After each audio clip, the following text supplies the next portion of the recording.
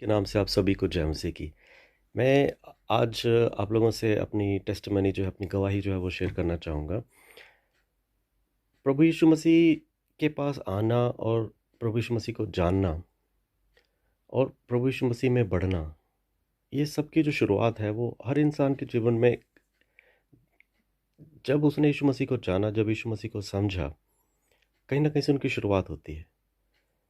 मैं अगर अपने जीवन की बात करता हूँ तो प्रभु परमेश्वर ने ये मौका प्रभु यीशु मसीह में हमें दिया 1998 में 1998 में कि जब हम परिवार समेत मेरे माँ-बाप, मेरे भाई-बहन, मेरे अंकल आंटी, मेरे दादाजी, दादी जी और भाई-बहन और सब हमारे कुल मिला के 30 के करीब लोगों ने प्रभु यीशु मसीह को एकदम से स्वीकार किया। मैं प्रभु यीशु मसीह में सिख धर्म से आया हूँ और अगर यीशु मसीह में आया और इतने लोगों ने एकदम से यीशु मसीह को स्वीकार किया, तो आप समझ सकते हैं कि ये कोई अचानक से हुई घटना नहीं हो सकती। एक व्यक्ति जो सिख धर्म में है, वो क्यों आके यीशु मसीह के पास आ रहे हैं, क्यों यीशु मसीह के को स्वीकार कर रहे हैं अपना परमेश्वर, अपना उद्धारक, अपना मसीहा के रूप में, कुछ ना कुछ उनके जीवन में हुआ होगा। वही बात मैं आप लोगों के साथ पढ़ना चाहता हूँ कि हम अगर मसीह यीशु को स्वीकार किया, तो हमारे जीवन में क्या हुआ था। कहानी की शुरुआत हुई, ये कुछ तकरीबन 1997 1997 के आसपास ये शुरुआत हुआ कि हम इंडिया में, उस समय इंडिया में रहता था मैं, और हम लोग दिवाली का त्यौहार मना रहे थे। रात का समय था और दिवाली में क्या है, आप लोगों को मालूम है कि हम बाहर पटाखे जलाना और सब करना और खाना पीना, वही उस समय बच्चों के लिए वही मेन होता है। तो मैंने अपने सबसे छोटी वाली जो बहन है उसको बोला कि तुम ऐसा कर, तुम अंदर जाओ और जाके टीवी वीसीआर का जो तार है उसको सेट करो।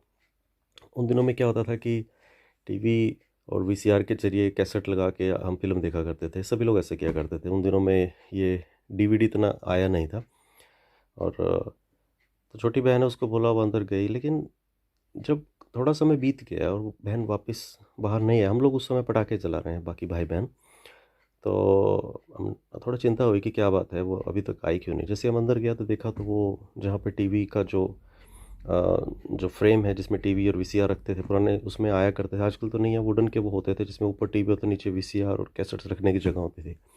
तो वो उसके साइड में गिरी हुई है। तो हम लोग घबरा गए, मम्मी डैडी को बुलाया, मम्मी डैडी आए, देखा तो उसका जो था, बातचीत नहीं कर रही, बेहोश है। तो उसकी स्किन को देखा तो थोड़ा डार्क स्किन लग रही है। तो क्या हो गया समझ नहीं आती। अचानक से पीछे देखा तो जो तार है, जो जो बिजली की तार थी जिससे टीवी वीसीआर चलता था, वो तार में कट था और वो पीछे से ऑन थी। जैसे वो उसको ऑन किया, उस कट के ऊपर उसका हाथ लग गया। हो सकता है किसी चूहे ने या किसी तरह से वो तार काट दी, जो कि हमें इसका अंदाज़ा नहीं था। तो छोटी बहन ने जैसे उसको तार को पकड़ा तो उसको करंट लगा और करंट लगने की वजह से वो उसमें फंस गई पीछे, और नहीं मालूम कितनी देर तक करंट उसको शरीर में लगा, बट उसने उसको झंझोड़ के रख दिया और वो वहाँ से परमेश्वर ने उसकी फिर भी मदद किया। उस यद्यपि हम यीशु मसीह को उस समय जानते नहीं थे, जैसे मैंने बताया कि हम लोग सिख धर्म में थे उस समय। तो हमने बहन को जब इस हालत में देखा, वो बेहोश है, बट हम जल्दी से हॉस्पिटल लेके गए, डॉक्टर से बातचीत किया तो इतना समझ में आ गया कि उसको करंट लगा, करंट लगने की वजह से वो बेहोश हुई। लेकिन दुख जो था वहीं पे ख़त्म नहीं हुआ। जब उसको होश आई तो होश आने के बाद छोटी बहन है, उसने किसी को भी पहचाना नहीं। उसकी याददाश्त जो है वो बचपन में चली गई। तो उस समय जो थी वो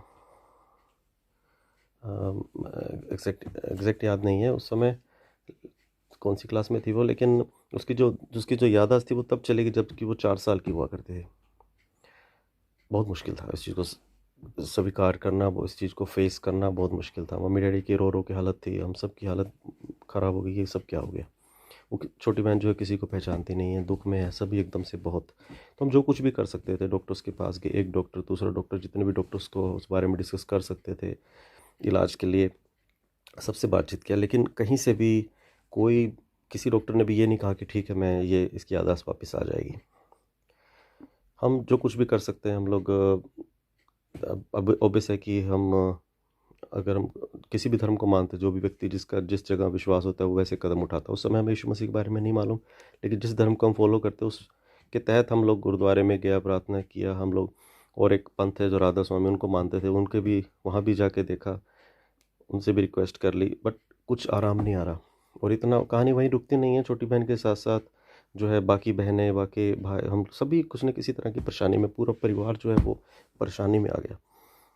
कुछ समझ नहीं आ रहा कि हो क्या रहा है। तो उस समय जो है, जब एक ऐसा समय आ गया, कई महीने जो है हम इस हालत के साथ गुजरे।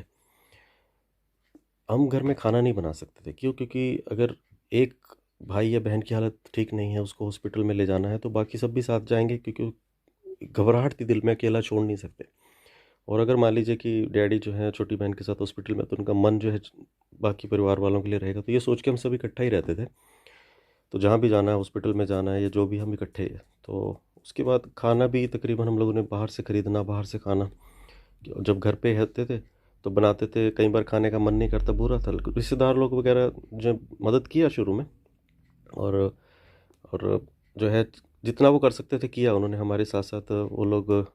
बट इतना है कि एक ऐसा समय आ गया हमारी लाइफ में कि हम लोग थक चुके थे, बहुत परेशान हो चुके थे, कि अब खुद अपनी हालत जो थी ऐसी हो गई थी जैसे एक बोझ जैसी हो गई थी। पैसा पानी की तरह बहा दिया, बहुत पैसा बहाया। लोगों ने बोला कि फलाना जो है डॉक्टर है, उसके पास जाओ, और ये दवाई, हमने सब ट्राई करके देख लिया, कुछ नहीं हुआ।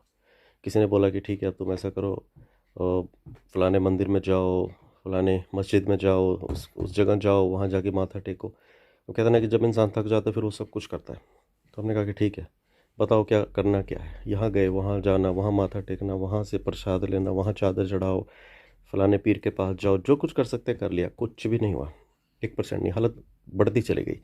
इवन यहाँ तक हुआ कि हमारे एक पूर्वजों की तरफ से हमें पता चला कि हमारी कोई कुल देवी हुआ करती थी, जिसको अब हम नहीं, अभी उस समय मान नहीं रहे थे। तो किसी ने बोला कि हो सकता है उसका शराब आ गया है, वो नाराज हो गई है। हमने कहा कोई फ़र्क नहीं पड़ता, हम माफ़ी कैसे मांगनी है बताओ। उसने बोला पैदल जाना पड़ेगा, कोई 20-30 किलोमीटर दूर वो उसका मंदिर था। तो मैं पैदल चल पड़ा, मेरे बल्कि सबसे छोटे वाले जो अंकल है वो भी मेरे साथ चल पड़े। तो हम लोग पैदल चल के मंदिर में गए, घर वालों को नहीं बताया, सिर्फ छोटे अंकल को पता था, और वो भी मेरे साथ साथ चले पैदल। तो गर्मी थी, पाँव में छाले पड़ गए, किसी तरह से मंदिर पहुँचे पहुँचे। तो पुजारी बोलता चिंता नहीं करो, सब ठीक हो जाएगा। हम भी बड़ी खुशी हो गई कि चलो अब ठीक हो जाएगा। उसने प्रसाद वगैरह जो हम लेकर गए थे, प्रसाद दिया उसने। होता है उन लोगों का तरीका कि अब जो लेके जाते हैं उसी में से वो रख लेते हैं, थोड़ा आपको दे देते हैं प्रसाद बना के। सो वो लेके घर आ गए। तो घर पहुंचे तो चलने लायक हालत नहीं थी, छाले बहुत हो चुके थे पाँव में, बहुत मुश्किल हो गई थी।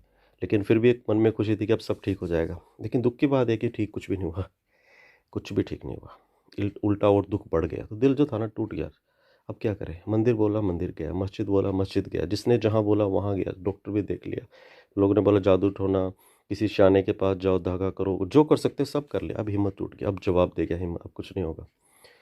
फिर हमने ऐसा सोचा कि अब जो है बहन बीमार है, बाकी परेशानियां शुरू हो गई। दूसरी बहन है, उनको वो भी किसी न किसी को सिर दर्द हो रहा है, टेंशन बीमारी, मेरी पढ़ाई नहीं हो रही। रिश्तेदार जो थे वो आ रहे हैं, कुछ लोग कटना भी शुरू हो गया, थोड़े लोग हमारे साथ चले भी एंड तक।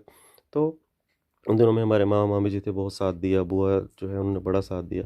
तो और ये नहीं कहता कि हर किसी ने साथ नहीं दिया, दिया साथ कुछ लोगों ने, कुछ लोग। लेकिन कहता क्या है कि आपको खुद लगने लगता है कि अब मेरी ज़िंदगी जो है एक बोझ जैसी हो गई है। तब हमने एक निर्णय अपने जीवन में लिया कि हे, अब अच्छा है कि इस ज़िंदगी से अच्छा है कि हम जहर खाएं और मर जाएं। तो जब ये मन में बात चल रही थी, तो एक दिल के कोने से जो है हम लोगों ने एक बोझ के साथ एक प्रार्थना की। हमने कहा कि हे परमेश्वर, इस दुनिया में अगर कोई रब है, तो अगर कोई रब है, तो अगर कोई ईश्वर है, तो आ हमें बचा, नहीं तो हम अपनी जान दे देंगे। हमने इस तरह से, मतलब सब लोगों ने इस तरह से बोला। तो जब हम ये मन में इस तरह से प्रार्थना कर रहे हैं, तो करने के बाद हमें नहीं मालूम, वो उसको स्वप्न बोलते उस समय, दर्शन बोलते, क्योंकि उस समय तो मसीह में नहीं था, हमें नहीं मालूम। इतना मालूम था कि हमने एक सपन के तौर में देखा कि एक सपना जैसा है। वो क्या है कि क्रूस हम लोग देखते हैं, वो क्रूस ज़मीन से उठता है और वो ऊपर आकाश में जा रहा है, और उसमें से लहू बह रहा है। तो हमें कुछ समझ नहीं आता कि क्रूस है, उसमें से लहू बह रहा है, ये है क्या, क्या मतलब है इसका। अब इतना वो हो चुके थे कि खुली आँख से भी हमें वो नज़र आ रहा है, बंद आँख से भी कभी नज़र आ रहा था। हमें खुद पे लगने लगा कि शायद हम पागल हो गए हैं, या शायद हमारी मानसिक हालत ठीक नहीं है, हम किसको समझाएं। लेकिन फिर घर में डैडी ने, मम्मी ने डिसाइड किया कि जो क्यों ना एक बार ट्राई करके देखें, अगर कुछ नज़र भी आ रहा है तो चर्च में जाने में क्या। अब हमारे मन में बड़ा डर था। अगर मैं अपनी बात करूँ तो मुझे याद है जब मैं बचपन में, उस समय से कुछ 2-3 साल पहले, इस हादसा होने से 2-3 साल पहले, मुझे आज भी याद है कि हम लोग घर में बाहर खेल रहे थे तो कोई ये मिशनरी लोग जो हैं वो एक बाइबल का कोई नया नियम की कॉपी दे कर गए। मुझे आज भी याद है कि हमने लिया, क्योंकि हम सब धर्म के, उस समय ये था कि सब धर्म एक जैसे हैं, सब एक सही बोलते हैं तो इज्जत करो, और इस तरह से हमने ले लिया। मैंने पढ़ा भी उसको, बट उसमें जहाँ लिखा था, यीशु मसीह ने कहा कि मैं ही मार्ग हूँ, मैं ही सत्य हूँ, मैं ही जीवन हूँ, ये जो मुझे लगा नहीं, ये बंदा जो मैं बोल रहा है ये तो घमंड है, ये घमंडी है, और घमंडी कभी ईश्वर नहीं हो सकता। क्या है कि मुझे आज भी याद है, मैंने उसको फाड़ा और फेंक दिया। लेकिन मैं उस समय ये समझ नहीं पाया कि जो बोल रहा है ना कि मैं मार्ग हूँ, मैं सत्य हूँ, मैं जीवन हूँ, एक्चुअल में है। और किसी ने क्यों नहीं कहा आज तक, और किसी गुरु ने या और किसी ने क्यों नहीं कहा कि मैं ही मार्ग हूँ, मैं सब, क्योंकि वो थे नहीं। यीशु मसीह ने बोला, लेकिन ये बात उस समय मेरे लिए समझना मुश्किल था, क्योंकि हमें उस तक आइडिया नहीं था, पता नहीं था। और कहते हैं हर चीज़ का एक समय है, परमेश्वर जो एक समय लाइफ में रखा था वो आ रहा था, नज़दीक था। तो खैर, वो क्रूस नज़र आया, उन्होंने बोला कि चर्च में जाओ। हमने कहा ठीक है, चर्च जाने में कोई बुराई नहीं है, हम चर्च जाएंगे, और अगर कुछ फ़ायदा होता तो क्या बुराई किया उसमें। तो हम एक चर्च में गए।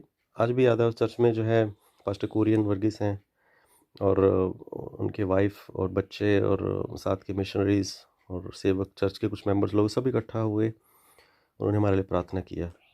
और मैं शॉर्ट में कर रहा हूँ कि उस चर्च में जो है उन्होंने हमारे लिए प्रार्थना किया, और वहाँ पे जो है प्रार्थना करके बोले कि परमेश्वर अब सब कुछ ठीक करेगा, आप चिंता नहीं करिए।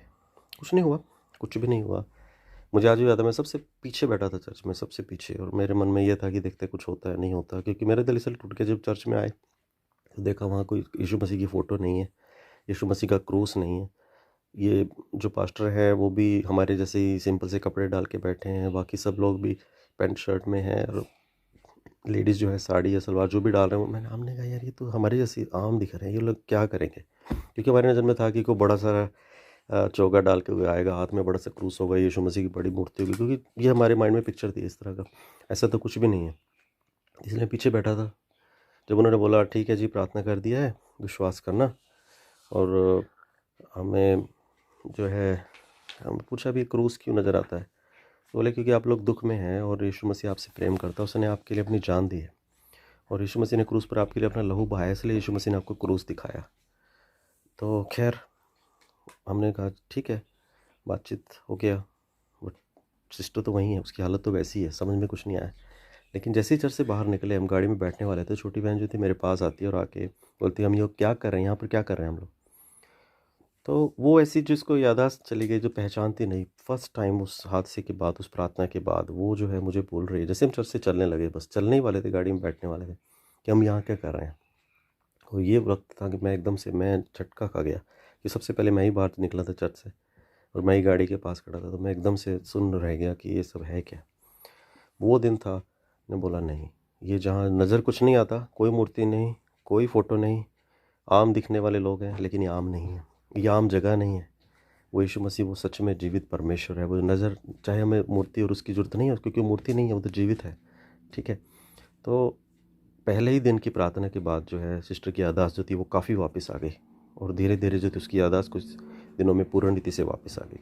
वो दिन था कि हमने पूरे परिवार ने, हमारे माँ बाप, भाई बहन, हमारे, जैसे मैंने पहले बताया, हमारे अंकल आंटीज़, हमारे मामा मामी, हमारे दादाजी दादी जी, और बड़े बुज़ुर्ग, मतलब कि बड़े छोटे बड़े बच्चे, सब ने यीशु मसीह को स्वीकार किया।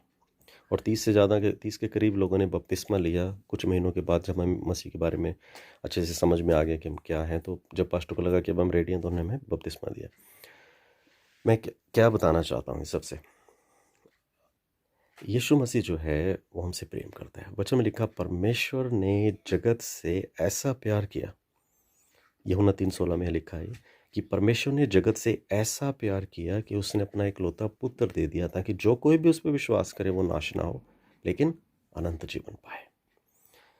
देखिए, जब हम दुख में थे, हमें क्रूस नज़र आया, हमने पहले उसको आसानी से शायद नहीं मानते हैं, बिल्कुल भी नहीं मानते। जब हमने सब ट्राई कर लिया, सब कुछ, हमारा उम्मीद ख़त्म हो गई, हमने जान देने तक की बात पे आ गई कि अब तो बस अपनी जीवन को ख़त्म करें। जब हमने पुकारा, अगर कोई जीवित परमेश्वर है तो हमें बचाए, तब हमें क्रूस नज़र आया। नहीं तो अगर पहले नज़र आता तो पहले जब हम सब कुछ ठीक-ठाक था तब नया नियम को फाड़ के फेंकने वाला भी मैं ही था। परमेश्वर क्षमा करें मुझे उस मेरी अज्ञानता के लिए। लेकिन जब हमारे जीवन में ज़रूरत आई तब सुना हमने कहा कि नहीं ठीक है, ज़माने में क्या जाता है। तब भी ये लगा कि अब क्या होगा? लेकिन परमेश्वर ने जो है उसने सँभाल के रखा, उसने अपनी दया से सँभाल के रखा। उस छोटी बहन की याददाश्त बिल्कुल ठीक हुई, बाकी परिवार के लोग ठीक हो गया, हमारा बहुत सा पैसा हमने बर्बाद किया था उन दिनों में, परमेश्वर ने हमें सब कुछ वापस किया। और परमेश्वर ने आज जो है उस छोटी बहन को जिसकी याददाश्त ख़त्म थी वो केमिस्ट्री लेक्चरर है, ठीक है? और उसको हाईली क्वालिफ़ाइड किया, एमएससी बीए एजुकेशन और एमएड किया है उसने, ठीक है? और केमिस्ट्री जो साइंस का कह सकते हैं कि टफेस्ट सब्जेक्ट में से आता है। सारे ही टफ है ऐसी बात नहीं है, लेकिन मेरे कहने का मतलब ये है कि टफेस्ट है। अगर साइंस में जो आप लोग जो पढ़ते हैं वो जानते हैं कि अगर फिजिक्स है, बायोलॉजी है या फिर केमिस्ट्री है, केमिस्ट्री थोड़ा टफ होती है, मेरे लिए था, आपका नहीं मालूम बाकी लोगों के लिए। बट परमेश्वर ने उसको वो सब्जेक्ट में उसको मास्टर्स कराई, वो उसी सब्जेक्ट को पढ़ाती है, ठीक है? हम आज जीवित हैं, मेरा परिवार, मेरे माँ बाप, भाई बहन, हम सब जीवित हैं। किसकी वजह से? परमेश्वर की वजह से। यीशु मसीह ने वही प्रेम जो हमसे किया वो आपसे भी किया है। यीशु मसीह जो है वो कोई धर्म नहीं है। बिल्कुल भी इस बात को अपने मन में से, दिमाग में से निकाल दो कि यीशु मसीह को अपनाने से हम क्रिश्चियन बन जाते हैं। नहीं, क्रिश्चियन बनना तो बहुत दूर की बात है, बहुत बड़ी बात है। ये नहीं कि जो नाम का टाइटल लगाने से क्रिश्चियन नहीं। क्रिश्चियन का मतलब है क्राइस्ट लाइक बनना, क्रिश्चियन क्राइस्ट के जैसे बनना। उसको बनने के लिए जो है परमेश्वर ही मदद करे, ये टाइटल नहीं है। हाँ, लेकिन इतना है जैसे अच्छा में लिखा है कि जब हम परमेश्वर से, जितनों ने यीशु मसीह पे विश्वास किया उतनों को परमेश्वर ने यीशु मसीह के द्वारा क्या किया? परमेश्वर की संतान बनने का हक दे दिया।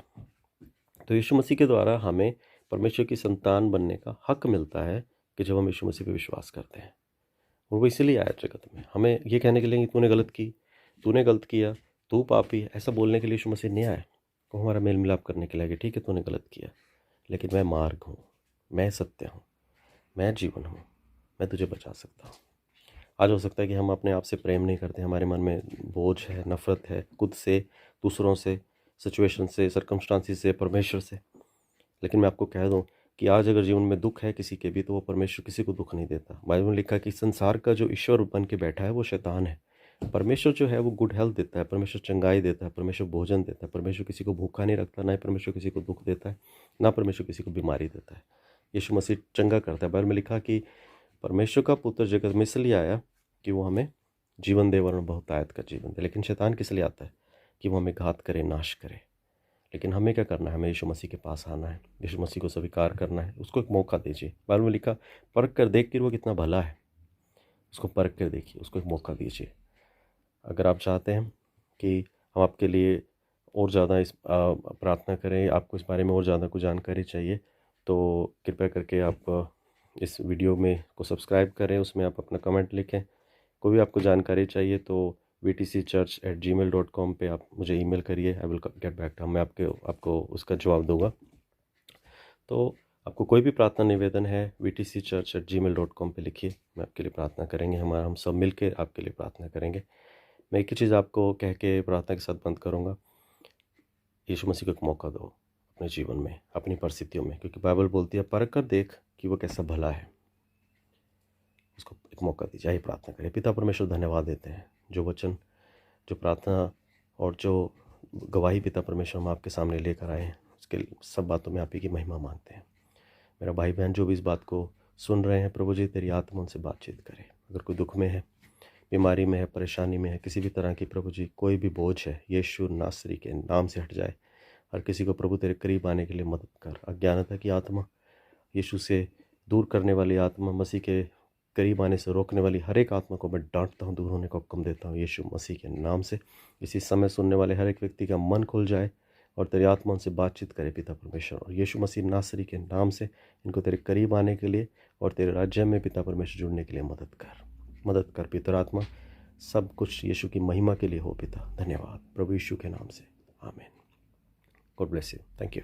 बाय।